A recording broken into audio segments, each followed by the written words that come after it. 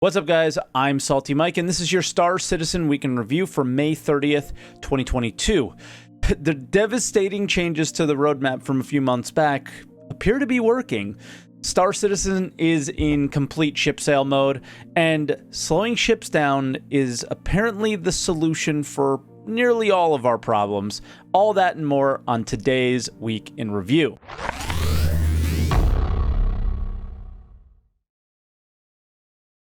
And as always, if this is your first week in review, this is where I take all of the official Star Citizen news each week, throw it into one video, and share some of my opinions on those things as well. And if you didn't know, I do live stream on Twitch every day but Monday, so I can get this video out to you guys on twitch.tv/SaltEMike starting at 6:30 a.m. Eastern Time. Now, we have a lot to get through today, and we didn't have any patch notes, so we're going to jump right into roadmap updates.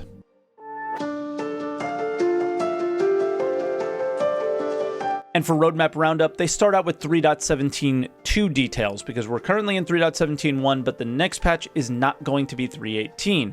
It's going to be 3.17.2, and it's basically going to branch off of the current patch that we have now, which means it should be more stable, it should have more bug fixes, and then 3.18 will release onto the PTU very shortly after that. The 3.18 release will have the things that we're all kind of looking forward to: persistence, cargo refactor, salvaging, or hull stripping. I don't really consider it salvaging until we have physical components. And then after 3.18, 3.19 will kind of be the same, where will be a more stable version of the 3.18 patch after that patch has gone on to live, right? This is how I wish they would have developed for years. Keeping a focus on the alpha state of the game and slamming features in, but slamming them in a place where it doesn't affect the people who actually enjoy playing the game and want to experience a game and not a very crashy alpha experience, right? So having these two environments going at once might be a little bit more costly to the servers, but it does benefit players who are playing, and that is a real shift in the way that they're doing things. I hope they continue this moving forward after these major features come in. And then for release view, we see the Drake Mule, which is coming into the 3.17 column because we have it now, and we'll talk a bit more about that in the video section. And then for 3.17.2, we're going to get the details on what sort of features we're getting for this like interim patch, right? Illegal delivery missions is the first one, and we have delivery missions now, but the big change here is it seems like the illegal ones are being brought up to the lawful ones, and the big takeaway here is that reputation gain with criminal factions will be affected by this. So that is very cool. AI planetary navigation, this is a huge deal. AI on planets for the first time walking around in June. This is something I think I've been waiting for forever. This is something that if you haven't been, you just didn't know it yet. I think it's going to be a very early version, but it looks really cool. And they're going to start out at the Reclaimer Wrecks. So that'll be the only place we'll see them, and it'll be the first place that we see them. Speaking of those wrecks, we're going to see those in this patch, obviously, and the Montreal team has absolutely been killing it, and here they go again, bringing in the first iteration of a major feature and these points of interest derelicts that they've been doing really well with, all into one. Just really happy with what's going on here, and I can't wait to see how this plays out, although we kind of know how the servers are, so when it comes to the NPCs, keep your expectations low. Then Stanton Lagrange points, I think they're just adding the ones that are missing here, which is likely a performance thing. You know, they have more performance, so they can add more things.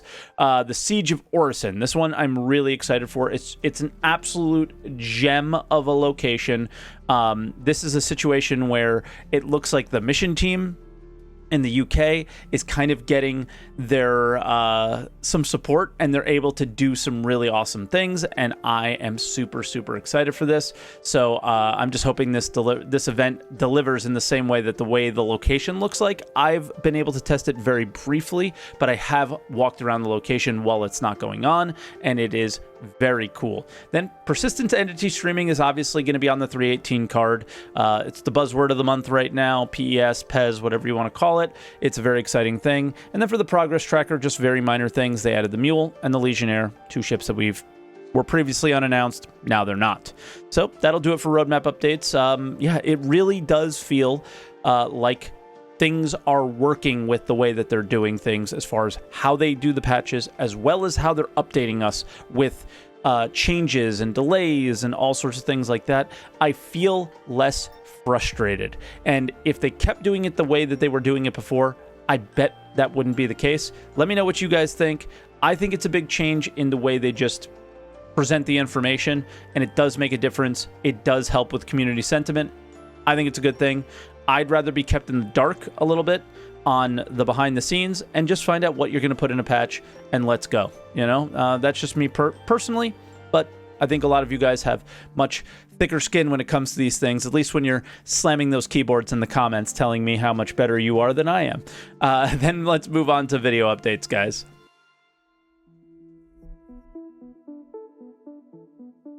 And for the first video this week, we had an Inside Star Citizen titled Pack Mule. Now, we are deep into Invictus launch week, so naturally, an Inside Star Citizen is not going to be about what's coming in 3.17.2, what are we going to get in 3.18, show me PES working, right? Like, none of that is going to happen. It is going to be we are going to sell you the ships that we have for sale, ISC, and that's what we got. And they start out with the Drake ground vehicle, and they come out swinging with why we really need this thing. So let's say that you and your friends have just picked up a cargo collection or cargo delivery mission or something like that. The Mule comes in here where you can land your ship however far away from the location as you need to, drive the Mule in, load it up with 6 carryable boxes, and then drive them all back in one go. The Drake Mule is a fantastic addition to the game. It is a real big quality of life time saver for those that do box missions. And guys, I'm sorry. It feels like I'm at a car dealership on this one. I'm not buying all this. I can just fly a ship with an inventory inside and tractor beam the things in.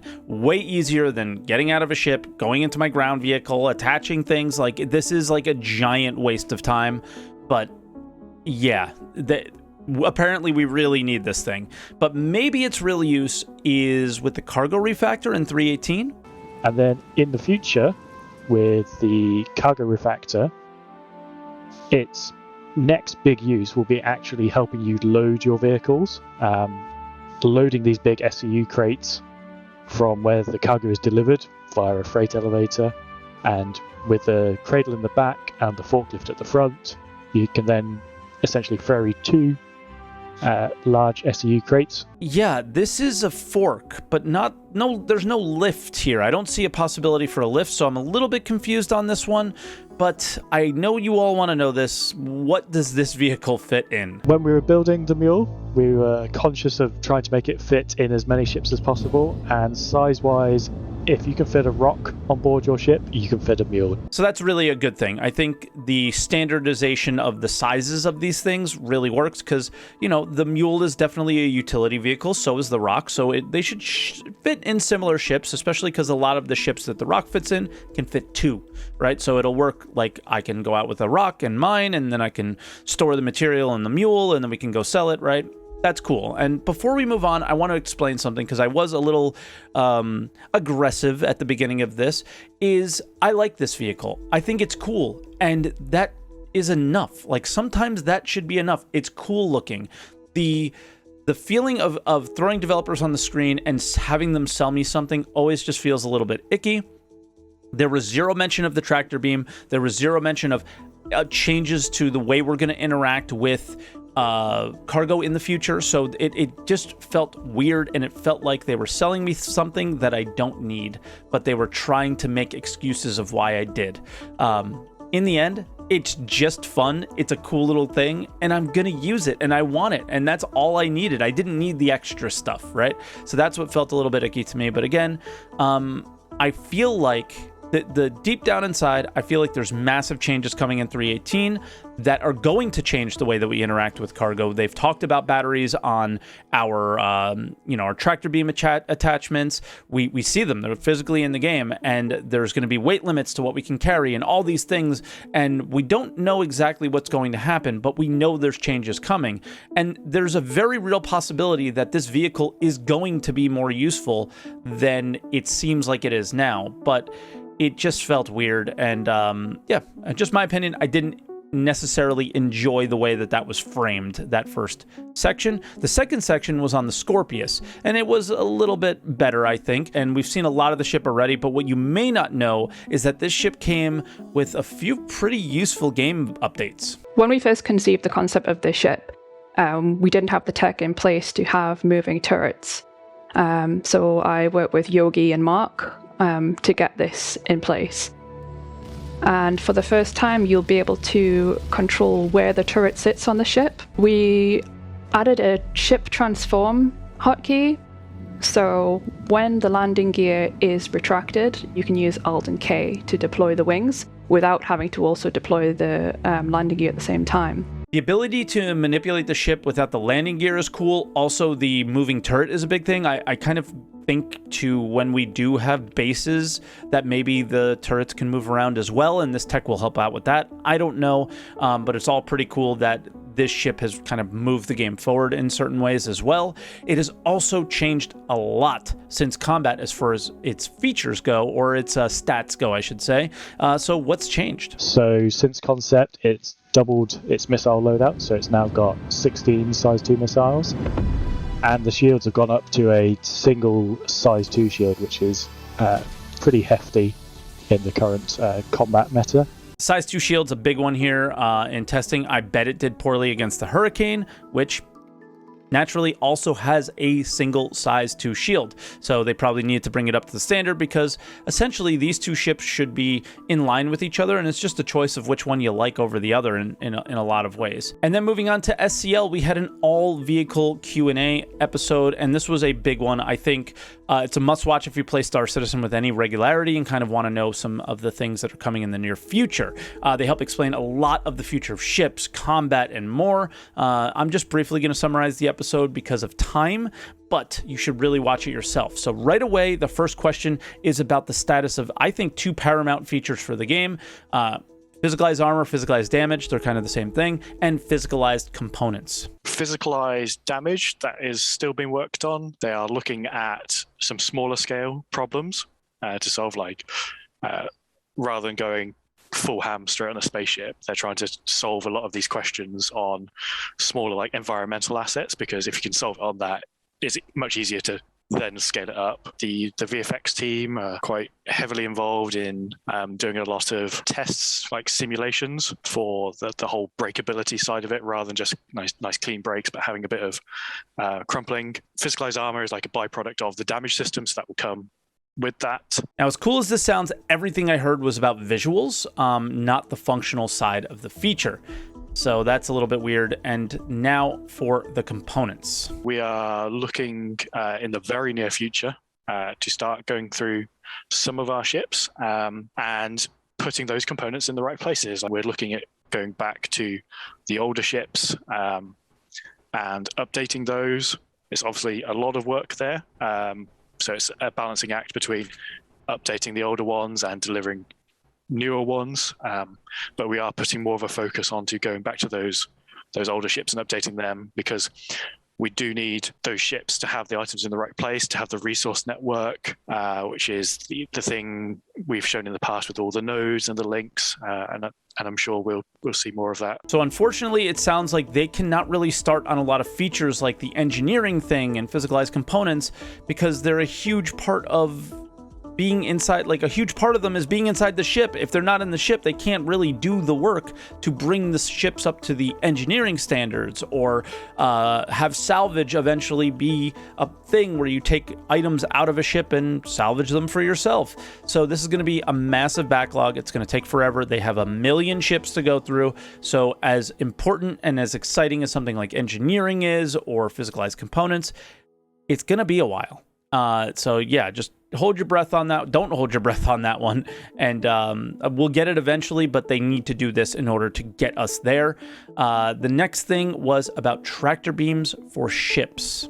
The work done for the handheld tractor beam is probably 70% copy and paste into the vehicle ones. There's obviously some number twiddling behind the scenes in terms of the force and mass, and the VFX team want to upgrade the visuals of it, because obviously it's a very thin, spindly FPS one versus one that you would find on a larger ship. It's kind of crazy because it sounds like they're close, but it doesn't feel like they're prioritized because they're not really useful until after the cargo refactor. So he also said that UI was a thing as well. So bringing the UI from the little utility weapon up into the turret is going to be a thing. Next is the main theme for the flight experience. There's no point doing small iterations because that'll stop us from doing the big iteration, which will keep delaying the combat speeds from being moved down to the right speeds. They're heads down into bringing the speeds down. In case you don't know why, Rich explains it here. It basically works up to a certain point. So in combat, there's a thing we call combat geometry, and it's how ships interact with each other. It's basically how ships interact. And at a certain speed, this falls apart. And it becomes basically a nose-on-nose fight. As you go towards each other, you just fly by each other. Jousting. And then jousting. Then basically by the time you've looked around, you're 2 or 3 kilometers away from each other again, and it's repeat. Now, anyone who has chased a player bounty knows this pain. Anyone who's done any sort of ship combat against players knows it's not a great experience right now because it's just too fast on so many levels, from just like a server level of being able to calculate shots and all those things at those speeds is insane. But yeah, they really want to find that solution, and they really want to make sure they get it right because they know how paramount it is. But that was basically the theme. Any question you asked about a certain type of ship or a certain type of weapon or why turrets are not better than having 2 ships, this was the answer. It was we think that once we see the ships go slower, we will better be able to balance everything that you have problems with now.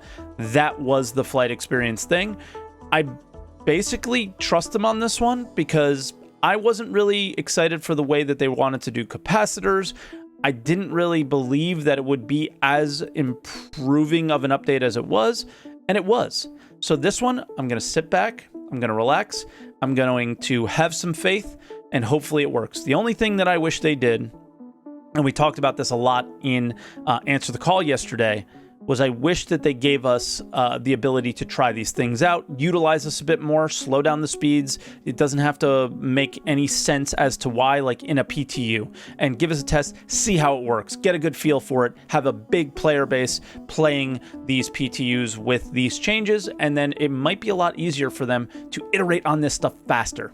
That would be my only gripe about it. Other than that, I really have no issues. And yeah, that'll do it for this week's video updates. They were pretty extensive.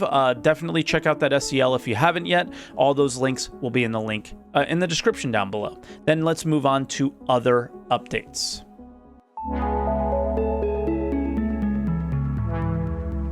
And then for other updates, we're going to start out with Invictus launch week issues, unfortunately. This free fly has brought many issues that they do seem to be quite aware of. And yeah, as much of a pain as it is, we know that as this game progresses, as things like PES and server meshing and more players in a server and more interactions that are good come in, more players are going to come in.